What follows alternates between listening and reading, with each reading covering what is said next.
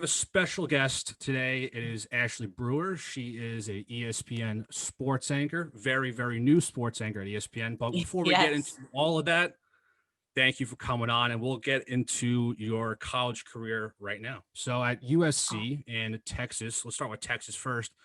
You are a swimmer, and you Mhm. weren't just your normal everyday swimmer. You were competing for the Olympic trials in 2012. So tell me about your career in swimming leading up to college.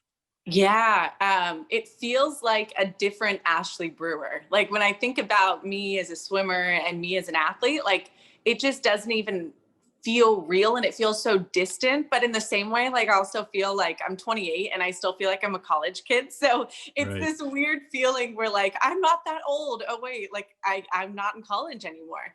But yeah, swimming was, I mean, my entire life from the time I was 5 years old when my parents dropped me in a pool and said, you know, kick, whatever. And then until I was 22, when I graduated USC and my swim career ended. And, you know, I was so ready to part with it. I was like, I never want to see a pool again. I never want to swim another lap. But I think swimming is one of those sports where like you put so many hours and so much work in. And when it's done, like everyone was like, okay, what's the next thing? I'm ready to go. I was super fortunate that like I got into TV seamlessly and very easily. But so there wasn't like a big transition of that like Right.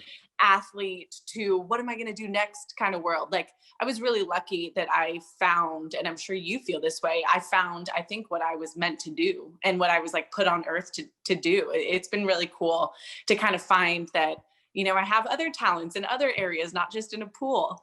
But yeah, I mean, like my swim career was crazy. It was who I was and everything I did. I would train since I was 12 years old. I started training before and after school.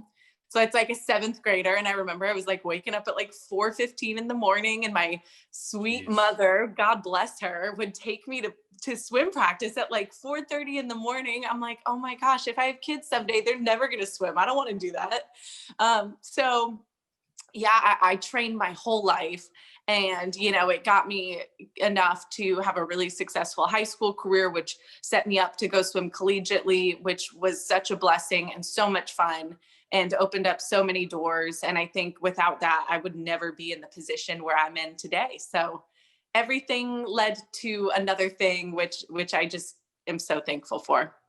When you're going through all like the practices, it's like almost like hockey. Like I have friends that play hockey when they're younger. It's 4:30, 5 a.m. start before high school, and you're there for hours, and you're like shot before you even, you know, it's like first period. So it's Oh like my God, yeah. I kind of get how it's wild that would be. I don't know it. Like I've never been around friends that have been swimmers. Like my dad was a swimmer in high school, but um, talk me through the process of going through the Olympic trials and the Yeah. stress level and like, I mean, who were you around that became household names during those times?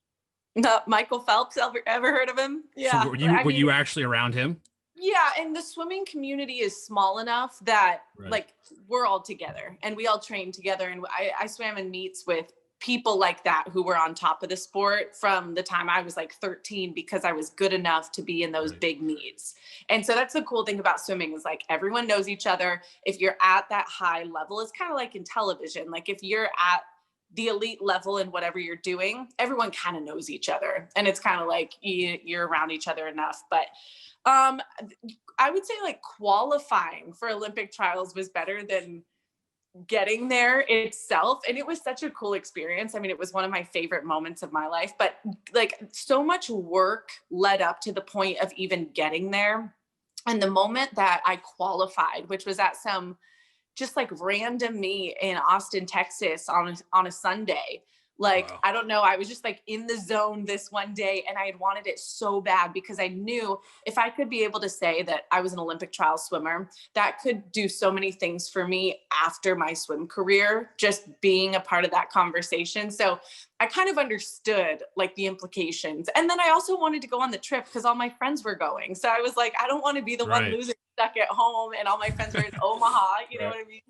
So qualifying was such a big moment and relief. And the first time I think in my life that I really felt like everything I put into this finally paid off. Like that was the first, I think, monetary thing I saw that was like, okay, I got the reward. And so then just going to the trials was more of like an experience, I would say. Like it was just cool to be a part of. It was cool to swim against all of the people that were winning gold medals and getting to hang around, and then going out afterwards and celebrating at the end of the meet with everyone and seeing all those people going crazy and at the bar. And it was so much fun. And I just loved it. Like it was such a fun experience and high pressure for sure.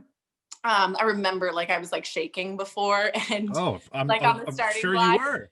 Yeah, and there were like cameras and like swimmers don't get any attention. We know this. Like we're not used to that kind of stuff. So this felt like a really big deal. And so once it was over, I was like, geez, thank God that's over. Like I don't want to do that again. But those moments, and I think my entire career, like of just being nervous for something and having to perform on my own and not having to rely on like a team to help me out. Like I've dealt with pressure my whole life. And I think that's now what helped me be able to sit on a SportsCenter desk at 28 years old and not even worry about it. I just am like, okay, cool, let's go. Let's do it. I've just, I've kind of now become like accustomed to being under pressure. I think that is such a huge thing for people in this business that want to even get into the business and move on, is that you have that athletic ability in your background. You kind of you relate. It doesn't matter what sport you do, as long as you did it at some level. I mean, look, high school, no, but like the fact that you competed at the highest level in swimming, right? There's some sort of competitiveness in you that you'll bring to the next level, and you'll actually relate to athletes, which is like a leg up on the competition. If you're going against some other person for the same exact job, you could get that job because you have this experience in athletics. That is huge. And like just being a part of college athletics and hanging out with all the athletes. And then like now that I'm in sports, I'm like, I cover these guys and they were my friends and buddies in college. Like it's awesome. But I would say more like I would say the best thing that has served me from being an athlete to what I'm doing now is that I am willing to put in the work and the hours and sacrifice. I can't tell you how many weddings I've missed. I last week missed the birth of my first niece. I saw that. Yeah, I missed out on so many things, and I've given up so much of my life and my social life and my dating life. I've literally sacrificed everything to be where I'm at right now, when I would say most 28-year-old girls would never do that. Like I have a younger sister who is so fun and so awesome, looks exactly like me. And she's like, I would never move to the middle of nowhere, no matter how much money you made me or no matter what job it was. Like, I just would never do that.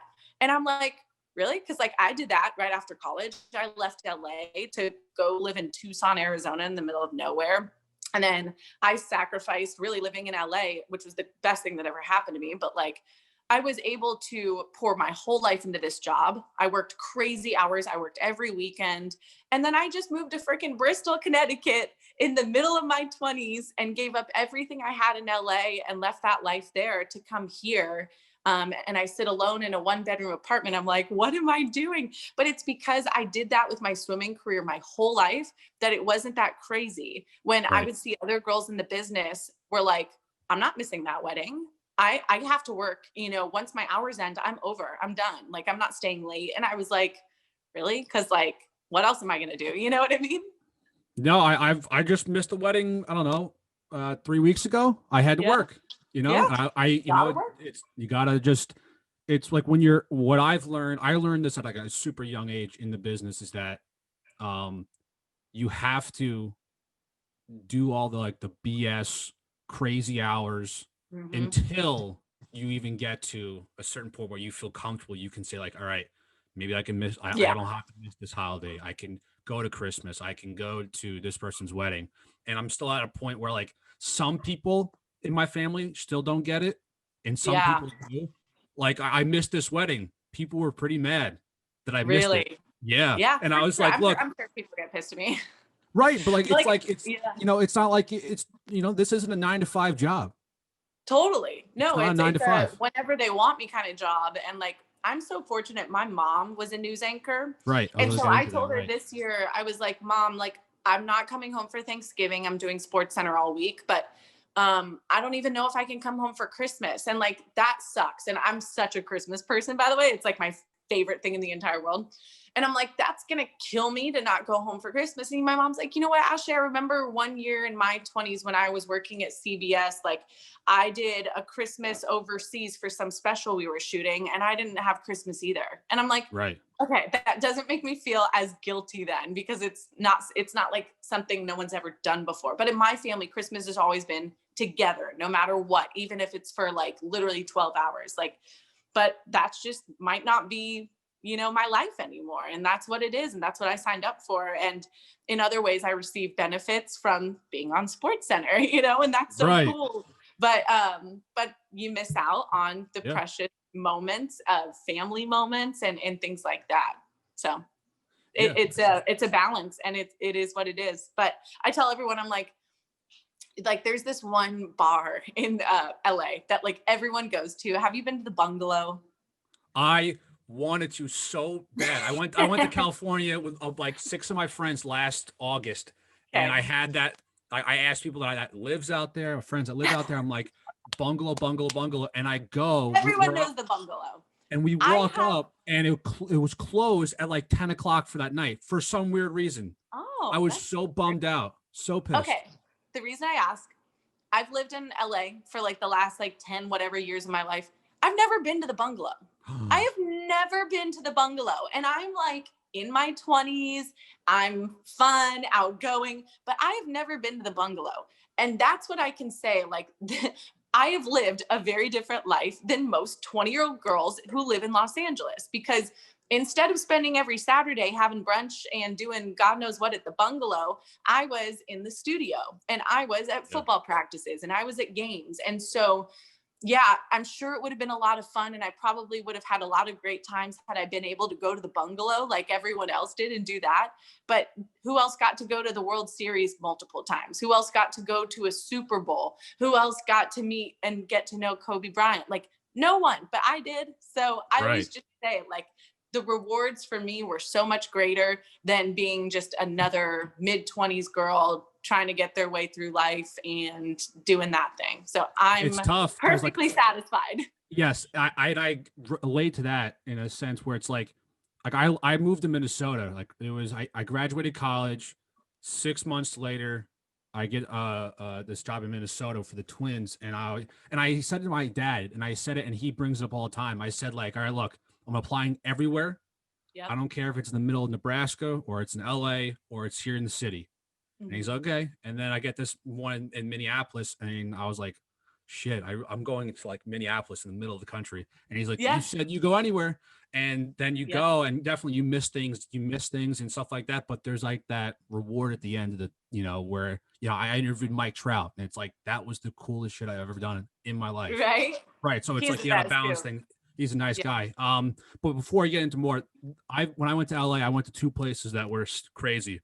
Okay. Just because we went with a couple girls, and they're like, we liked the Real Housewives. So we went to Sir, and we went to Tom Tom. Oh, did you really? Oh my goodness. Okay, so how was it? And funny thing is, I would go to dinner in that area, but there's a few other places that I like more. So I never went to either of those places. But of course, I've driven by, and like, I'm also not a Hollywood person. Like, I lived in the South Bay, which is like Manhattan Beach, Hermosa Beach, and like I kind of lived that like beach bum life. And so I never went. I'd go to Hollywood to go to like their like Catch and Craig's and like places over there, but I didn't do the whole like Bravo situation in West Hollywood. It was, we went with 6. It was 6 of us total. We spent like $600 at Sir. It was like, it was so expensive. It was just so dumb. Like, it was so, the food was good, but it's just stupid expensive. And then Tom Tom was pretty cool. The drinks were great. Was it? Yeah, it was actually, and it's, it's right around the block too. So it's like, it's right up the street. So it's like, it's super nice. But let's get back to your career. So you're at USC, and you're doing your thing there. And from what I read, that you didn't really know you wanted to be in TV up until your senior year. Yeah. Why? Your mom was in the business. Was it something that your mom kind of told you wanted to maybe go that way, or was it just a spur of the moment decision? So I know my mom. So I told you I have a sister, and Right. she's the young, fun, outgoing, kind of more like social one. And I was always a little bit more like artistic, creative, a little bit more reserved. So my mom was always like, of my two girls, it's going to be the youngest one that probably will go into TV and have the big personality. And that's her thing. And my mom always said, like, yeah, like you'll be in other things, even though I always knew sports really well. And I was more into sports than she was. But I think she just thought she'll be the TV girl. So no, this was never like kind of my goal or plan or anything. And then it got to the point, I was a sociology major. I don't even know what that means. I'm just kidding. Like, no, Just I whatever, studied just it. do it. I studied it and helped a lot of the football team out. But like, it was just a very basic general degree at USC, and wasn't very difficult, but it was fun and kind of, it applies to a lot of different things. But I don't know what job I would have chosen from sociology. I just didn't even know like what you become from that. And I knew swimming was about to end. Like I had a few more months on my season, and I'm like, I got to get like one internship. I've never had a job. I've never interned because swimming is a year-round sport. Sure. And as I told you, my schedule with swimming was like disgusting. I would just train all day, all week. Right. It was awful. So there was never a time where I ever could have had an internship. So I asked my mom, I'm like, you know what, maybe we just ask like the local news station. We had a family friend that worked at ABC7 in LA. Like if I could just like do anything. And maybe like, I don't know if I could work in sports, I could work behind the scenes. I just knew it was something my mom had a connection in. And I thought like my goals, I was like, you know, I could work for a team.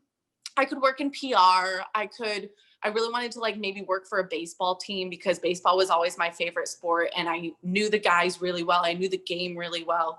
And then my mom was like, well, let's just see, like maybe you would want to work in the sports department at this TV station. I, for some reason, interviewed and they like hired me, which I thought was so bizarre because like I was the only one that wasn't in journalism. But I think the guy said like, you were an Olympic trial swimmer, your brother plays Major League Baseball. Like, we just think that you would be a fun, different kind of fit. And I did it. And man, I ran with it. Like I loved it. It was so much fun. What they would basically do is like send me out to Dodgers practice, go in the clubhouse. They'd be like, we need 3 interviews and we want you to talk about Yasiel Puig and him getting into trouble all the time. We want you to talk to his teammates about that. Me, I will say anything. Like, I don't care who's uncomfortable. I don't care. Like, you know, I'm a very nice person. I'm not going to like set anyone off, but you need to get the job done. I'll go up to Kike Hernandez and be like, yo, what's up with your teammate? Like, what's going on with Yasiel? Yeah. Like, he's late again. He's benched again. Like, what do you think? Like, I think a lot of 21-year-old kids would freak out at that job, and they would not be able to walk into a clubhouse full of grown men and be able to ask those questions for some reason. And I think it was because just growing up with a baseball player and a football player and having like brothers that didn't make me fearful to do those kind of things. I had no problem going into any locker room, talking to any guy, talking to anyone. And I would just go and chat and get really good interviews. So then I put a reel together from that. And at the end of the internship, and the coolest part about that was that I got to cover the 2014 Stanley Cup run for the Kings. So that was like a really big time for me I would literally I wouldn't call out of school. I would ditch school.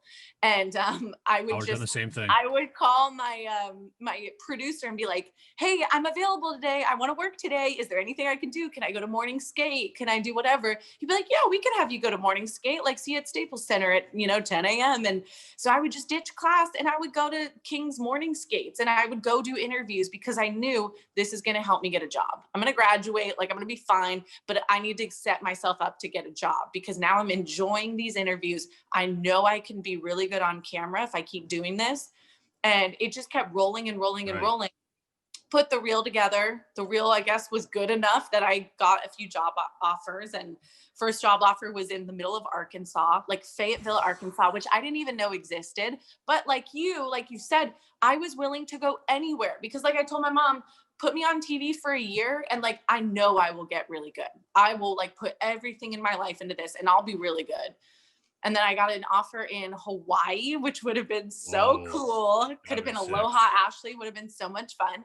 And then out of nowhere, this opportunity in Tucson, Arizona came. And that I decided was like the best fit and it made most sense. And I grew up in Scottsdale, 2 hours away. So I took that job and like completely changed my life.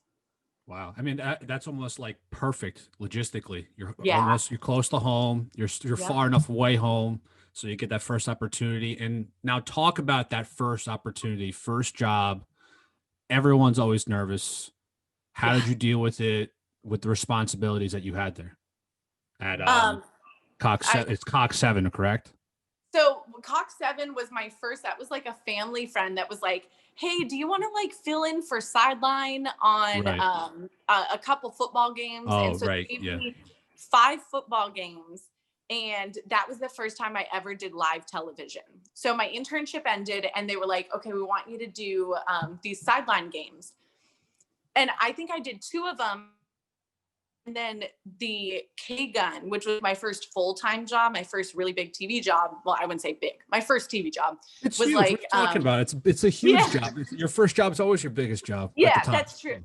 That's true. It was important to my story, but I only got through 2 games and they were like, we want you to come start in Tucson. So holy crap. I was working the Cox 7 games, which is so fun. But like, you know, when you're in sideline, you talk for 10 seconds and they cut back to somebody else. So it was good for me to be on live television and deal with those nerves. And like I said earlier, same kind of thing with swimming. You're like shaking, but it's one of those things. It's like do or die. What are you going to do? Like just not speak or completely screw up? No, I've always been one of those people that I can like convince myself, like, you have to do this. Like, you're going to do it good. Like, you're not going to mess up. You're not like, that's what I think. Like, even now when I got my first opportunity to do SportsCenter, it's like, yeah, you can be nervous. Yeah, it's a huge deal. But at the same time, what are you going to do? Like totally screw it up and like stink it up and be bad? No, you're not going to let that happen. So just go be good. So that's what I do. And, that was, that Cox 7 job was so much fun. It was just like a goofy little sideline thing that led to the K-Gun job in Tucson. And I started that October of 2014. So I graduated in like June, started in October. And that was like, damn, that's so quick. Holy crap. I know. That's so fast. To me, it wasn't, because I kept waiting and I was sending out reels and I wasn't getting responses for a long time. And I got a lot of no's from people. And I got a lot of people that were like, didn't even email me back. But then I got people that were like, I'm sure you'll be good someday, but like, we don't, not yet, we can't have you yet, whatever.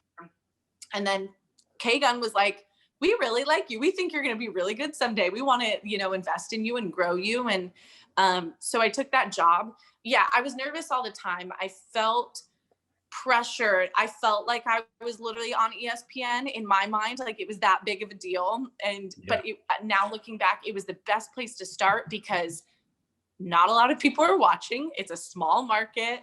You can screw up, you can mess up names. Viewers will sit at home and let you know you're screwing up. And now with social media, that opens up a whole nother world. But like, no, it was so good for me. I mean, that was my journalism school, was that Tucson so crazy that you're saying that's your journalism school, because it's just, it's funny how just everyone's stories are all different, and it's the fact, people that go to Syracuse to go to the journalism school there, they pay so much money.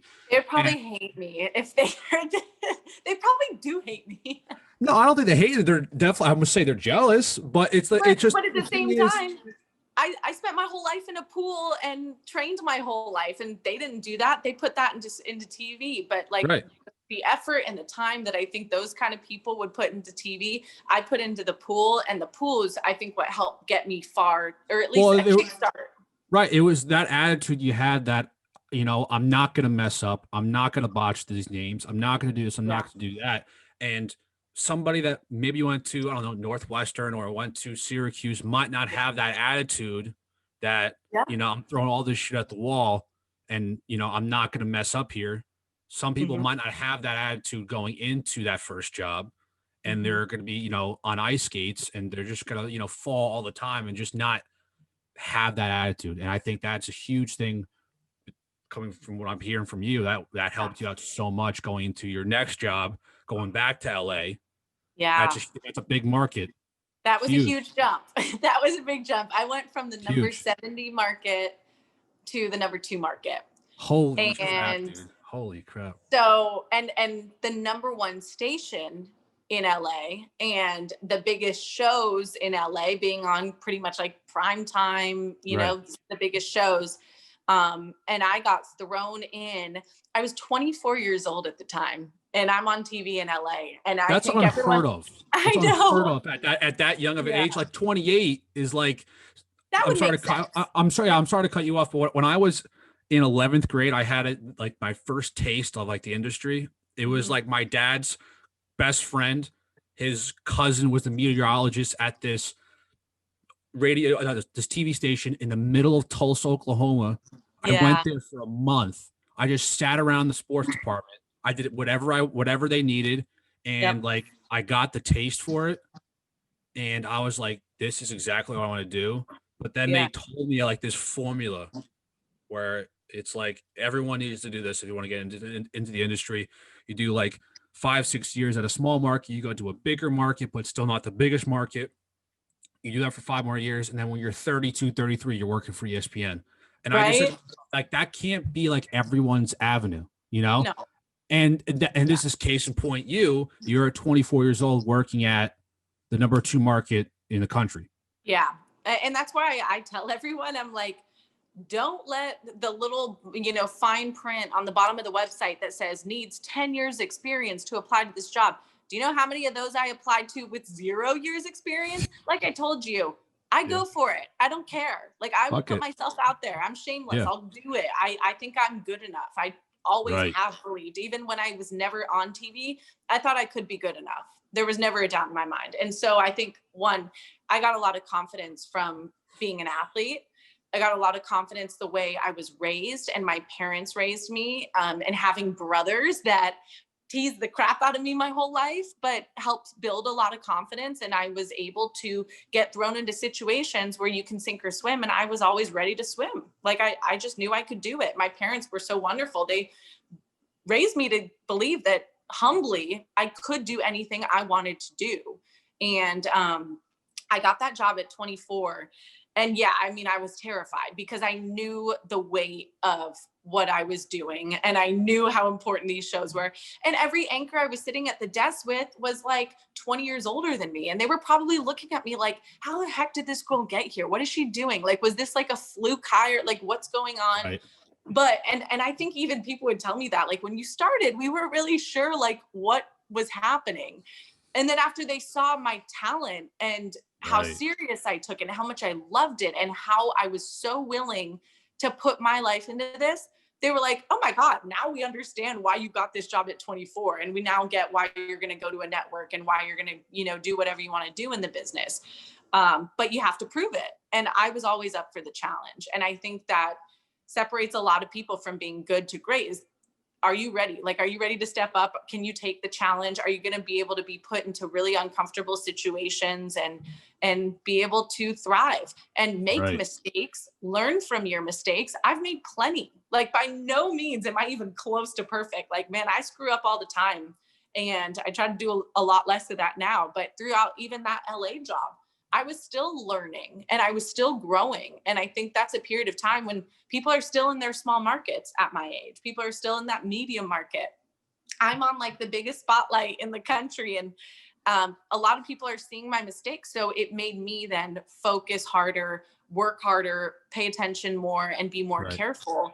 And that really helped me grow really, really fast was the pressure I was under. And that's why I think I got good enough that after a couple of years, ESPN was calling me. And that's why I got this opportunity. It's just, I think so much of it is the mentality obviously you have to have talent, but I do think like it's just being up for what's put in front of you and going for it, and Right. being willing to put everything into it. But yeah, man, that job in LA was awesome. I loved it. It was so cool.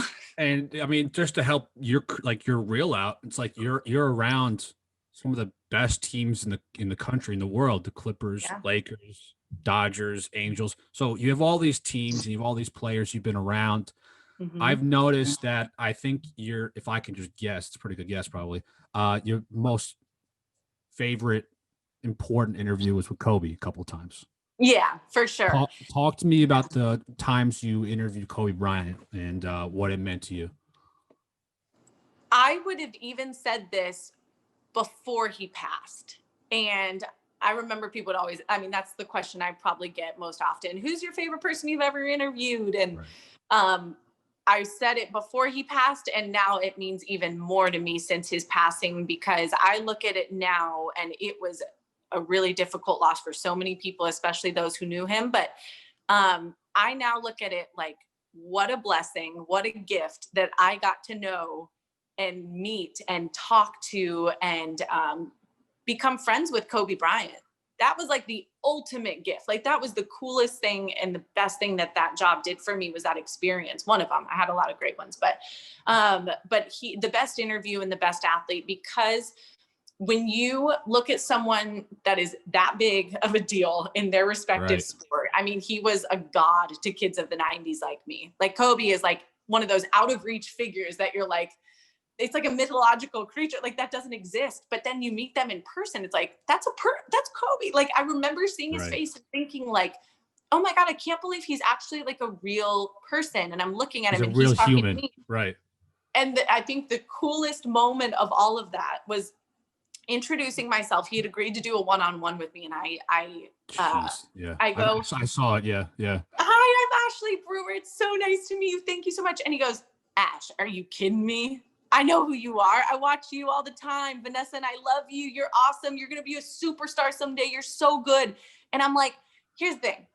I think my mom is the only one who watches me on TV. I still think that. And I'm on SportsCenter. Like I, in my head, I feel like no one knows who I am. No one cares. Like, I don't like to think that a lot of people are watching, but I also don't really think that.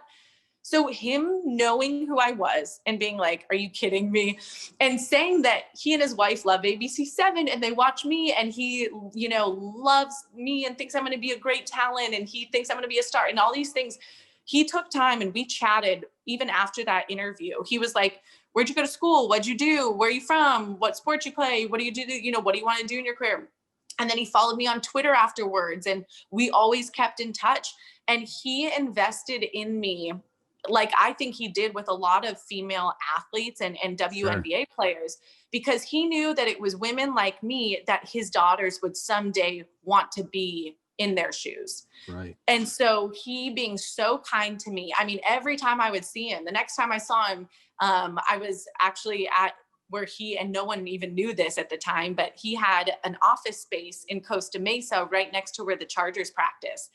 And I was going to the bathroom when I was covering Chargers practice. I'm walking down the hall and I don't have my contacts in, as you can see, like I can't see anything. But I'm walking down the hall to use the restroom and I hear, yo, Ash.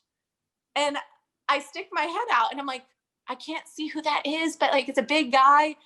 And he's like, it's Kobe. And I'm like, oh my God, I'm so embarrassed. Like, I'm like, I'm sorry, I don't have my contacts in. Oh my gosh. I walk over to him. He's like, I'm like, what are you doing here? He's like, what are you doing here? He's like, this is my office. Come meet everyone. Brings me into his office, introduces me to the whole team. We catch up, we're chatting. He's talking about, and that was the time when we talked about, I'll never forget it, about how his wife is about to have another baby. And I remember like everyone joked with him, I cannot believe you have 4 girls. Like what is, and he was like, God is literally like playing a joke on me. I remember him saying that, like God's just having fun with me, but he loved it. He was obsessed with his girls.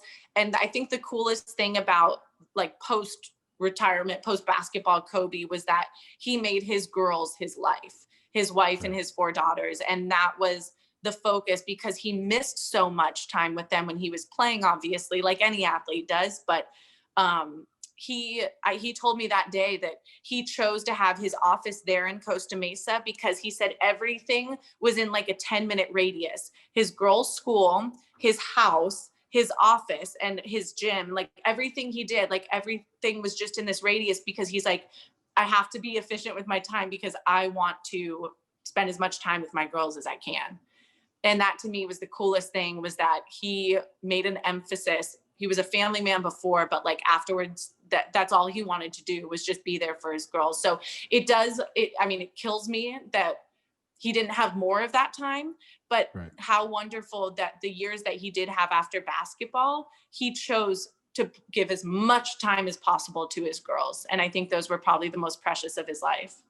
Like not only did that interaction with Kobe, it's freaking Kobe Bryant. You're talking to the GOAT, and there's that, but the fact that he came down, like, everyone looks at athletes sometimes as larger than life human beings, right? Yeah, I did for sure. Right. I still do. When I saw a tryout, I was just like shook, but he came down to the same level as everyone else.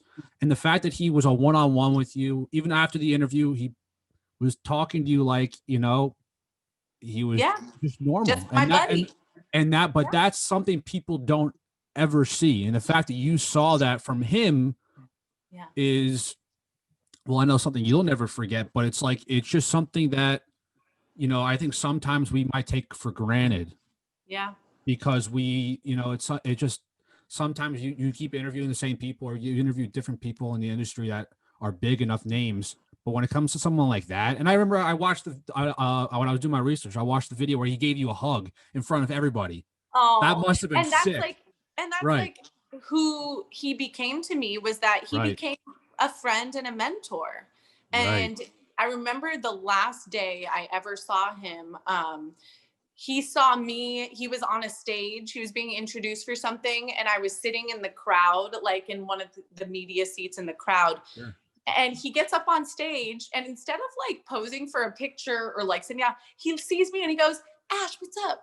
and waves to me. And I'm like, he doesn't have to do that, but like that is who he is. He cared about like the people that were important to him, or the people that he felt he invested in and he wanted to know. And he was just always just, every time, like after I had an experience with him, like I would call my mom and be like, I just like can't believe how wonderful and kind Kobe Bryant is. It's like, he's so nice that I've never had an athlete like be this normal and cool and like want, like emphasize family. And like, I'll make this short, but like the last time I saw him, my ex had played hockey in Orange County and in Anaheim. And we talked about the last time I saw him, we were talking about like Ducks games, whatever. And he was like, yeah, like I was just talking with the girls yesterday. They want to go to a game soon. And we were planning on having, and so we came up with this thing. We're like, oh my God, let's have your girls skate after the game. Let's go to a game. Like, it'd be so fun. The girls can meet my ex and play, and, they can skate after the game.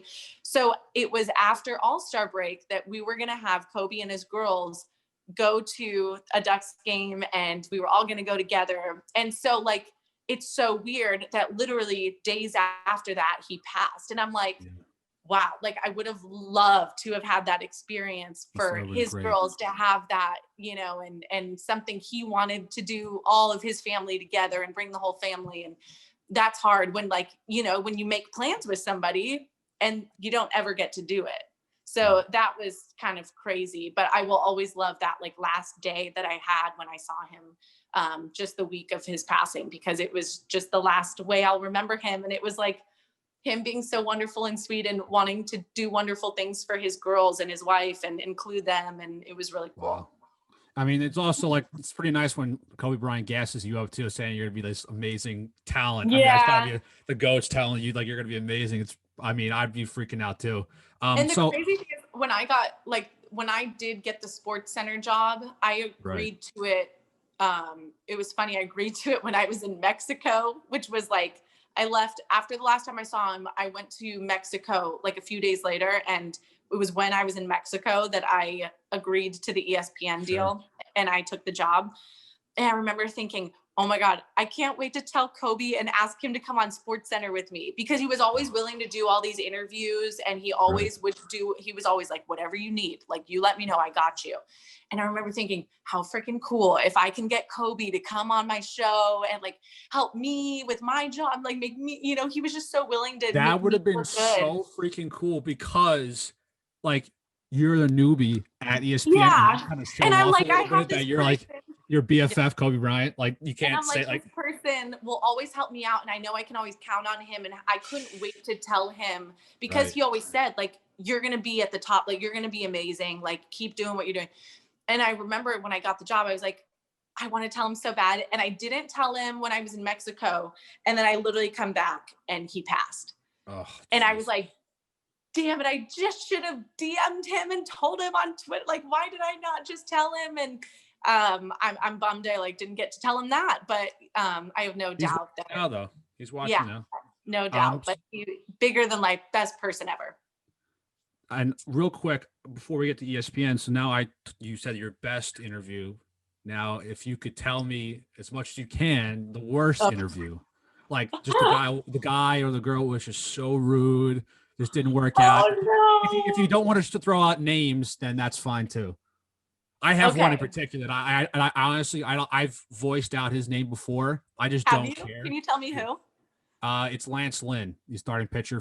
At the time, he was starting pitcher for the Twins. Now he's with the Rangers. He's a very good pitcher. Who even cares? Who cares? Right. He was just such a dick to me. Like he was but it was not just me. It was everybody.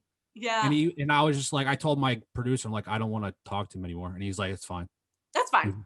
Yeah. There's always going to be those guys that are either rude, difficult, grumpy. A lot of those guys are just grumpy and like divas. And you're getting paid $15 million a year. I think put a smile on your face one time. I just like, to me, I'm so over those kind of guys. And then that's why when you meet cool guys, you're like, you're so awesome. Cause like most people aren't that way.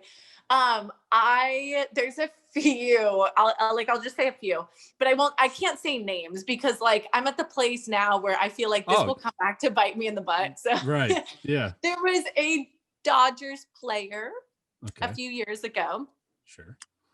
Who would pretend to not speak English, even though I've dealt with that. Yeah. He very well knew English and he knew whatever I was saying, but then he would try to play it off like he didn't. So then it would make me look really stupid and be like, can you understand? Like, and I'm like, can we get a translator? Like, if you're not going to like be responsive here, what, like, so that always bothered me when guys would just like pretend. Cause it's like, just don't agree to do it. Just walk away or just say, I can't right now, but don't like sit here and pretend like you don't know what I'm saying when I've talked to you before and you've never had a problem. So that bothers me.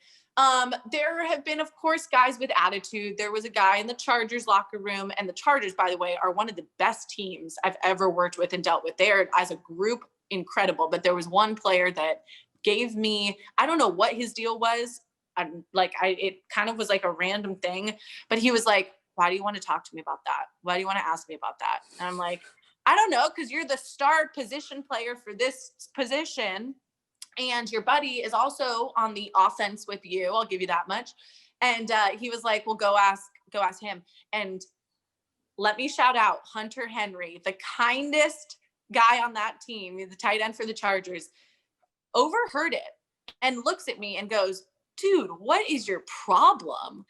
And then the guy looked like an idiot and was like, he was like, I don't know. What do you want me to say? And I'm like, oh my God, it's not that hard. I literally asked you about your teammate who was injured and now he's coming back. And it's not that hard. I'm just asking what, your guy's coming back. What is that going to do for you? Is that it's that hard part of the job. It's like half your job. You have to answer the media. It's half of the job. If you're going to be good, you're going to have to talk to the media. I get that it's not everyone's personality. I get that not everyone's outspoken or well-spoken. I understand that. And I'm never going to put a guy in a bad position to look bad. I want everyone to look good. And if you look good, it makes the interview good. You know what I mean? But this guy was just having a day or something. And so Hunter chimes in and is like, come on, man. And then Hunter goes, hey, Ashley, come over here. Ask me anything. I'll do it for you. So I was like, thank you. So I walk over to Hunter Henry. He does the interview and I'm like, I cannot thank you so much for helping me out. And then like the next week, this is funny. Like it was Halloween And I go up to that same player and I was like, I just want to test him and see if he's still going to be a jerk. So I go up to him and I'm like, hey, we're doing like a fun little video for Halloween. We just want to ask everyone like what your favorite candy is. And he's like, nah, I don't like Halloween. And I'm like, he's doing it out of spite. Yeah. I'm like, what is wrong with you? Like, say freaking Reese's. Like, it's not that hard. It's not just that say hard. something. Yeah, I had a guy. It was 2018 with the Twins and the 2017 Astros. Just won the World Series. Asterisk, whatever. And yeah, I that was like the first home series for the Twins, and I remember I had to get some sound in the Astros clubhouse, and that was like my first time interviewing a professional athlete. And I go into the clubhouse, and all the guys were there, and one of the players, he's like, I don't speak English, and I'm like, dude, yeah, you do, and we all know you do. We all know you do. And then 3 of his other teammates were watching me interview him, and then he goes over, talks to his friends, like, can you speak English for me? And they're all busting my balls. They're like roasting my outfit while I'm trying to get the sound. Oh, no. Yeah, it was funny as hell, but I was like sweating. And then like George Springer puts on, the stereo on, and he's playing disco music. So now it's so freaking loud. All my audio is getting ruined. And I was like, and I come back in, I'm trying to like get a nice first impression with my producers and stuff like that. I can get the job done. Yep. And it was can't do it that way. But some days you can't, some days are awesome. And you walk away and you're like, oh my God, like that was so great. Guys are awesome. Like, I love this team. And then some days you're like, I hate this team. I hope they go 0 for 12 or whatever, Like, I hope they just suck. Right. It sucks, but it's a part of the job. It's just how it is. So you get the call to go work at ESPN. You're at the top. There's nothing better than this place. Yeah. Now, crazy. And now you made your debut in September, end of September. Mm-hmm. Talk to me about like legit waking up, getting ready for your first. Was it a noon SportsCenter? What time was that? No, it was the 6 p.m. primetime, baby. Woo! Yeah, that's tough. Wow. So talk to me about going through that, and what time do you have to get there to prep? Are you like walking in circles, trying not to freak out? Talk to me about that. So the weirdest thing was that I trained and like shadowed the week before. And I thought when they were training me, I was like, cool, I'll get a chance in like a few months. Right. I had no idea they were going to be like, Monday, you're on. I'm like, what? So when they told me from that day, I think it was like the Wednesday before, and I debuted on a Monday. I literally turned my phone off. I didn't go on TikTok once, which is huge for me because I spent so much of my time on TikTok. I mean, I just watch, I don't make the videos, but I got rid of every distraction, and I was like, pour everything into this and prepare yourself so nothing can go wrong. And so I watched every single show. I watched every game that you possibly could. I literally watched every single NFL game that like fully that Sunday. And I would have my Game Pass up and just go through every single touchdown. I wanted to know like everything that was happening. So then I could go on and just talk. And if something went wrong, like I would know what to do. But so I spent all of those days really nervous, really freaking out, having moments where, oh my God, I can't believe. I also didn't tell anybody. That's the funny thing. I told my mom, my dad. I think I sent a group text maybe like the day before to my family and was like, yo, I'm on SportsCenter. Don't put anything out there. Don't tell anybody. Mom, get off Facebook. Like, I don't want I totally to. relate. Can you imagine? It's the Facebook thing. I totally get that. I told her, I was like, we're not going to make a big deal of this because this needs to go well. I don't need it to be a big circus and to get on social media and everything. I just want to go do it. And then we can make a big deal of it afterwards. But like, let's just like, everyone shut up, but I want you to watch. So I told my family, didn't tell anyone else, whatever. I wake up the day of and I was perfectly fine. Like I was not nervous. A normal day. I wake up, I put on my jock jams. I'm like, let's go. It was one of those things that I was like, I'm so ready. I'm so prepared. I've been at ESPN since March. So I've been waiting for this. Like I've been doing other things at ESPN that kept me occupied, like the digital side. I did some radio. I'm like, can we just like get on TV already? Let's go. Like I was so just come on, put me on. And so it got to it. I wake up. I always work out on days that I do shows because I feel like it gives me a lot of energy and makes me wake up. And so woke up at like 9:30. The funny thing is too, I did radio till 2 a.m. the night before. So I'm like, it's not ideal. Like the ideal time to go to bed before a SportsCenter show is probably like 10 p.m. Get your rest, feel rested up. But no, I had to do radio, and I wasn't going to like be like, hey, radio, sorry, I'm doing SportsCenter, can't make it, you know? So I did radio the night before, got home, went to bed, surprisingly went straight to bed. Usually I can't sleep when I have things on my mind. You're freaking out. You're trying to like think how, gotta think about all this stuff. Yeah. God doing me a solid, like go to bed. So I went to bed, woke up at 9:30, went on a run, came back, got ready, like got fully ready, we have a meeting at noon. It's like a Zoom call meeting, and we go through every topic we're going to talk about. We talk about what guests we're going to have, what kind of like topics. It's usually like a 20-minute phone call. We just kind of go through the show. So that's always good just to kind of know what's coming. Right after that, I get in my car, go to campus, and then go to campus, get there like 1, and I just like dive into the rundown. And I don't know if you've ever seen it, but it's just like a massive just spreadsheet basically of all your scripts and subjects and everything you're going to talk about. And I luckily had so many wonderful producers that like helped me out and helped me go through the show. And we're like, you need to write this, research. Oh, I think I lost you. I just love him. And they literally set me up and helped me and just like made me feel so comfortable, so ready. So I didn't feel like anything was going to take me by surprise. And then I go into the studio at 5 o'clock, and I did a pre-taped interview with Marcus Spears, who is just a joy of a human. I adore him. He's so funny. He's so great. And he's really good at his job. And so Marcus Spears and I did a pre-taped interview at 5 o'clock. Then I used that next hour to just keep preparing my scripts, keep writing stuff, keep going. And then 6 o'clock, that's when it started. And of course, on my first show, I get breaking news. Like, of course. Oh, jeez. Doc Rivers got fired. Yeah. And I don't remember, I think he had gotten fired that day. I mean, I ended up doing SportsCenter like all week that week because there was something, one of the anchors was out with a medical thing. So I ended up like the breaking news kind of now is just like cloudy in my mind, but it was like Doc Rivers gets fired. The 76ers are interested in Doc Rivers. Bill O'Brien got fired that week. Like it was everything happening at once. And I'm just like, oh my gosh. Like I imagine when you prepare for something so much and you think it's going to go one way, the whole rundown gets changed. Every script you had planned out, everything you think you're about to say. And I'll never forget, this was my first day. Oh my gosh, I wanted to literally cry.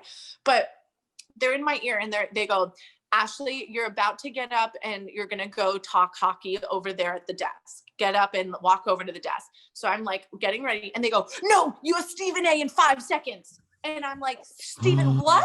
Like, oh my God, that's the one person you want to be ready for. Perfect. You know what I mean? Perfect with it. Yeah. Dude. So I'm like, wait, and it's hard when someone else is talking and you're hearing the audio, plus your producer saying, don't get up, talk to Stephen A. Oh my God. Next thing I know, and for more, my co-anchor, like Ryan goes, okay, and Ashley has Stephen A here to talk about Doc. And I'm like, Stephen A. Smith, thanks for joining us. And I just BS the thing. I'm just like, I wasn't prepared to talk about breaking news because they said at first, Ryan's going to handle it. Ryan's going to take care of the breaking news. And then you're going to go off and you're going to talk about the other next story. Nope, not how it happened. I literally had no time to prepare, but that's when you either sink or swim. And you're ready for it if you're not. And I'm like, boom, baby, Stephen A. Smith, let's go. He was awesome. He was great. He's his animated self. It was really fun. And it ended up being fine. But in my mind, my heart's beating 5,000 miles an hour. I'd be freaking out. I have this crazy anxiety when it comes to like, I love on the spot. Like you got to just, just jump at anything and just kind of get ready for anything breaking or anything like that. But the fact it's like it's live and it's Yeah, all going on at the same time, and you weren't even prepared, but you go into those like those basic instinct questions, just very generic. exactly. Like, tell me what's going on, and then he does everything for you. And as he's Yeah. talking, you're thinking of something else to say, and But you also want to listen to what he was saying. And exactly, so that's also the exactly, problem, is that you think you want to know what you want to say. And right, now if I could go back, now that I've had a bunch of shows under my belt, I would change the way I asked him what I asked him. sure, Um, but in the moment, your first Sports Center, when everything's happening and it's breaking and you're like, what's going on? And Stephen A's going off about a million different things. Like, you just got to do the best you can. And that's why I tell people, like, when you're put in those situations, instincts take over. Your confidence will show if you have that within you. And it's just one of those things, like, and I can honestly say there's nothing like, I feel like nothing's like really prepared me for that, because I didn't get a ton of breaking news at ABC7. Usually interesting, everything was kind of scripted in my shows, or the stories were at sure. least. So that was my first time really dealing with something like that. And I just feel like I was ready for this moment. I felt like I've been ready for a long time to do this and to do Sports Center. I feel like this too, it's the show where I find myself to be best fit with my talents and what I do.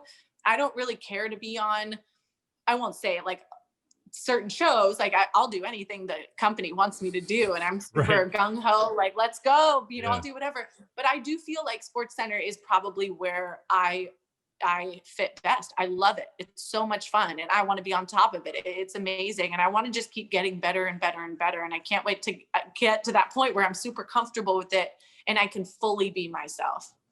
I'm going to ask a couple more questions about the ESPN, and then we'll go into two funny questions because I know football is starting right now. It's already 1 o'clock. All Um, good. so I know you were a host for the replay that was on Quibi. If you Yeah. can tell me anything about it, because I know Quibi is not, I think they're going under, correct? With Rest in peace. Yeah. RIP. So are they Yeah. going to be bringing back the replay and put it on the ESPN digital site, and you can continue to do that? We have had conversations, and I don't think anyone really knows the answer to that. Sure. I know that was a desire for some of the people that were involved in it. I don't know what's going to happen. I'm super grateful that that was one of the avenues that helped get me to ESPN. I had a great time doing it. I only did it 2 days a week. Nabil Kareem, my coworker, was the main Monday through Friday host. I did that 2 days a week. And honestly, the pandemic hit when I started. So I think the plans of what ESPN thought they were going to do with me did not end up happening this summer, obviously. So because there were no sports. So Right. it was a really interesting summer. And I feel horrible that the pandemic affected Quibi in the way it did. I truly believe had the pandemic not happened, we would be in a much different situation with Quibi. And I think a lot of things would have worked that didn't work. Not to say that there weren't going to be a lot of issues with it. I mean, it was a big, crazy idea. And there was a lot of money in it. And there were a lot of different things happening. And I'm so grateful that Jeffrey Katzenberg and his team, wanted us to be a part of it and really invested in us and really helped us be successful, because our show was great. Like, we made a great product. We had an insanely talented group of producers and editors and really great people working on the show. We're super proud of it. And I know if that goes on ESPN Plus or Facebook or YouTube, people would love it. Like, it was awesome. But I don't think anyone knows the future. And I think, we'll just see. Who knows? Just gotta work with it. And I know you've done sports your whole life, if it's playing sports or you do on TV, but you were a sideline reporter for the Winter Games, the Bachelor edition. So my question is, if there's an opportunity like E or Entertainment Tonight, something like that, would that be a calling for you? Like, would you go and step away from sports to get into the pop culture scene and entertainment scene? Yeah. I mean, absolutely. When I was in LA, that was kind of my first intro into that entertainment world. Sure. Working, I would do the Oscars pre and post shows. I would do some red carpet stuff. And then I would do the Bachelor Winter Games. And we were going to do a Summer Games this year, which bummer, we weren't able to do because of COVID. But I have always wanted to be in that entertainment space. I wouldn't say like, and who knows, like, yeah, E-News is great. Those things are great. I don't know what opportunities would come because I love what I'm doing right now. For where I'm at right now, like, this is what I want to do. I want to be on SportsCenter. I hope I'm on SportsCenter till I'm 50 years old. But at the same time, I want to also host big network shows, like competition shows, the unscripted type shows.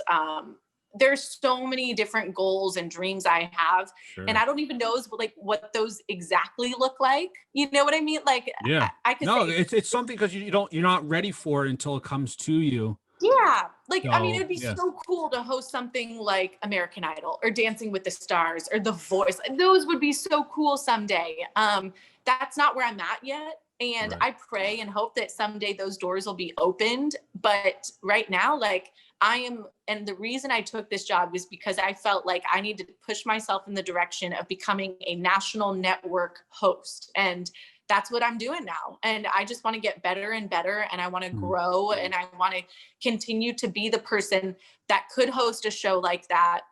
And always, I mean, I would say like, I would always, if I did go the entertainment route, I always want to remain in sports some way. And you could definitely spin something off like a show where it's pop culture mixed with sports and it could be on E for, whatever, but I can totally see that when it comes to like fashion or, I don't know, but that's something where you can mix both of them. I have so many interests like outside of sports too. Like I love fashion. I love cooking. I love home design. Like I love music. But I want to stay in sports my entire career. And I hope it's with ESPN too, because I don't think there's a better place to be in sports, to be honest. So this is where I want to be. And I want to be one of those people that's on ESPN their entire career for 20 years. Like that's what I want. Like a Hannah Storm, something like that, right? Yeah, like that would be amazing. But I also know that with my personality and who I am and this young, vibrant, like energetic personality, I can do so many different things. And I want to at least open myself to that. And ESPN is great too, where they know that that's a dream of mine. And I think right time, right place, right situation, hopefully within the Disney family, something could happen. But for right now, man, I'm chilling. I'm living the dream, like bigger than I ever thought I would. Bigger than I never thought this would happen to me ever in a million years. Like I have to tell you, like I thought when I was in Tucson, like I said, I always knew I was good enough to do a lot of different things, but I thought my career would literally be like my mom's and I would work in Phoenix for my entire career. And I would probably be like her and work in Phoenix, be a big news personality, get married, have babies, and just, go away. But that's not what I think God wants for my life. And now I've seen that all these doors keep opening and opening and opening. And it's like, these opportunities keep presenting itself because I think this is what I'm meant to do and where I'm meant to be. Absolutely. And if you would have told me like even 2 years ago, Ashley, you're going to live in Bristol, Connecticut in a few years by yourself and you're going to be single and you're going to be doing this and you're going to be on SportsCenter, I would say no way would I ever. It's crazy. Life changes so quick and you just got to roll with the punches. And I'm really grateful that everything worked out the way it did to get me to this point. Yeah, I'm now inspired by you because I'm in this weird hole. During this whole pandemic, it's been absolutely, to be frank, it's been a shit show. So it's been real tough in business. Sucks.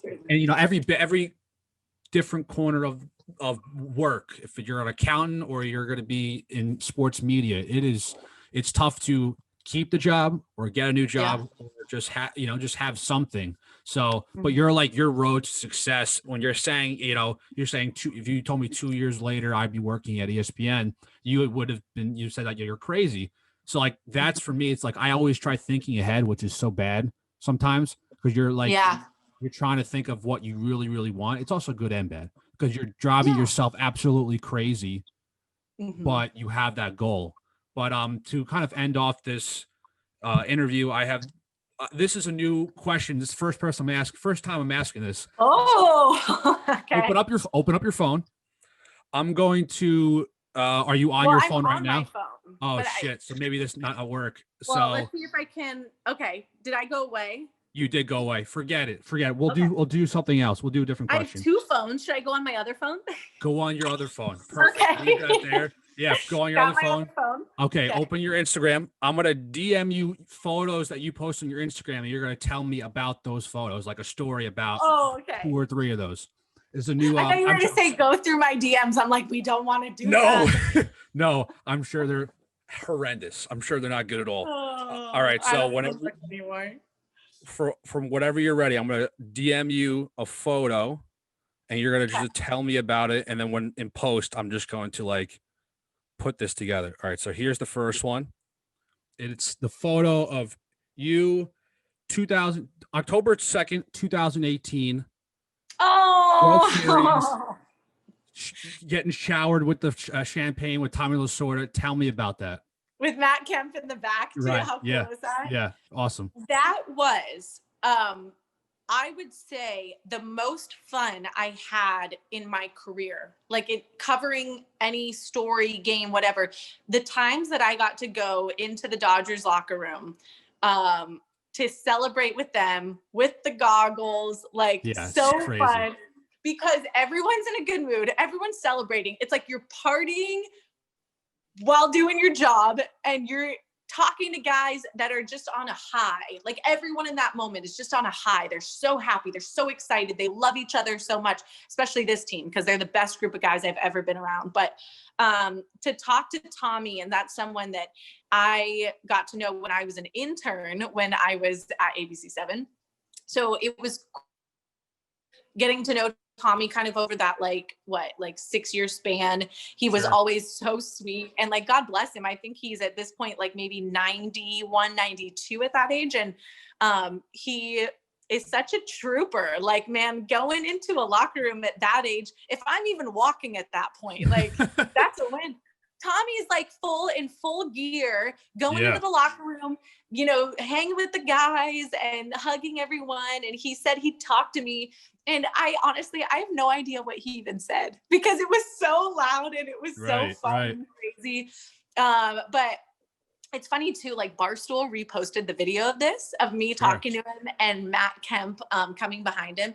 And I got so many messages of people that were like, that's so mean. Like, and I think it was people who didn't know who Tommy Lasorda was. So people were like, they're pouring alcohol on this old man. I'm like, are you kidding me? He's wanted that since 88. He's been wanting to do that since 88. Get out of here. Get out of here, people. But it was such a fun, he loved it. Like Tommy was in heaven. God bless him. I love him. He's actually not doing so well right now. He's that's what I've heard. So I will hold every memory, and I just love everything that has to do with Tommy and with the Dodgers. Best group of guys. Okay, here's the last one for this question. Here's this one. It's with you and Snoop Dogg. Tell me what in the world, how did you meet him? What was the event, and what was it like talking to Snoop Dogg? That's another person that I didn't expect to know who I was, who knew who I was. Wow, you really, wow. But like Snoop's like an LA local. So I guess it wouldn't be that surprising, but still, like I said, whenever anyone even says anything to me, I'm like, really? Like, that's so nice. I was this is the Chargers tunnel out in front of the Chargers locker room at StubHub Center, their former stadium that they played at. And he was walking by with like a crew. Like dude had like a group of like 15 people around him. Like it was an entourage, and they were coming through the tunnel. And I'm like about to do a live hit. And I was like, yo, I have to stop and say hi to Snoop. So I stopped him and I'm like, hey, what's up? I'm Ashley Brewer. I'm on ABC7. I just want to say hi. And he was like, yo, Ash, you, what's up, girl? Like, keep killing it. He was like, keep doing what you're doing. Keep killing it. And I'm like, it's so weird. I was just like another one of those things where I'm looking at your face and I'm like, you're real. You're so real weird. You're real. And he was so nice. Very brief though. Like we literally probably talked for like 30 seconds. And then it was like, he was on his way, but he stopped, took a picture, and Snoop was really cool. That's fantastic. Yeah. Right, final question. This is a fan favorite. Everyone loves this one. Okay. So, you know, the famous banana boat photo with Gabrielle Union, Chris Paul, LeBron, and D Wade. You're on the banana boat. So like you're in the front, you're Gabrielle Union. Your face is on there. You're there. Who are the other 3 people on the banana boat with you? Could be anybody, family, people you worked with, people you've interviewed, you haven't interviewed. They could be dead or alive. It doesn't matter. You tell me. And where are you exactly on the banana boat? Like what island you're at? Where are you going to be? Oh my gosh, this is a curveball. Dang. Okay, so for sure, my sister is like right behind me. My sister is my number one go-to BFF. Like we do everything together. And so she's always a good time too. We have so much fun together. And we just laugh about everything. So my sister is behind me on the banana boat. Man, if we're going who would you want to be on a boat with? You got like people who want to party hard and they gotta be good time. Like I would say, and I'm like not a partier, but like I just want to, have fun. Like, Oh my God, this could take a minute. Who is fun? Right, go ahead. It's tough. I know. Wait, why is this so hard? It's because everyone, so many people. It's just like you gotta pick 2 more. Different directions. I'm like, okay, athlete, music, actors. I would have cool. Like I would have Conor McGregor on mine. Like Conor McGregor is a party animal, and he's bringing the Irish whiskey with him. That's true. People always ask me who's your favorite living athlete or that you would want to meet. It's Conor McGregor, number 1. Really? Yeah, but like, I don't know. Like, I would honestly just say like my group of girls. Like, I don't really like I have a couple of my best friends, Casey and Allie. Like, we're just like a fun time. And like, we don't even do anything. We're just the group that will literally be on the floor, like laughing, crying. And like, to me, like, I just think my group of girls and the people I hang out with are just, to me, like the best. But if we want to go the celebrity route, like Conor McGregor is obviously like an amazing choice. Someone like Leo DiCaprio, like I feel because, and I don't even find him good looking, but like I would say no, like young Leo for sure, but like wherever he's at right old Leo's kind of got himself a little belly nowadays, Yeah, but like I feel like he would take you to a cool spot with a yacht dragging the banana boat. You know what I mean? Right, so like whatever like situations he's in are the kinds that I would like to be a part of. And then what's funny? Like I feel like somebody like Johnny Knoxville or Steve-O on the back would be kind of fun.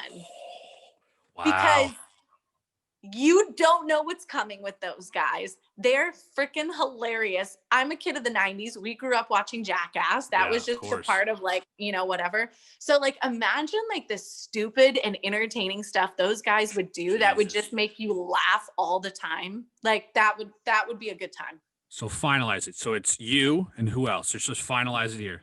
Okay, I'll go me, Abby. We'll go Johnny Knoxville and Leo. Yeah. Wow. That'd be fun. That'd be party fun. Pretty hard till like 4 or 5 in the morning. That'd be sick. I never do, but right. You gotta do, like you just don't know. Yeah, whatever. Like in some cool, like where does Leo go? I feel like he goes to like the craziest like Ibiza. Like Ibiza, like Como, like those kind of places. Wherever he wants to go, take us, put us on your yacht. We'll be fun. Yeah, that'd be a good time.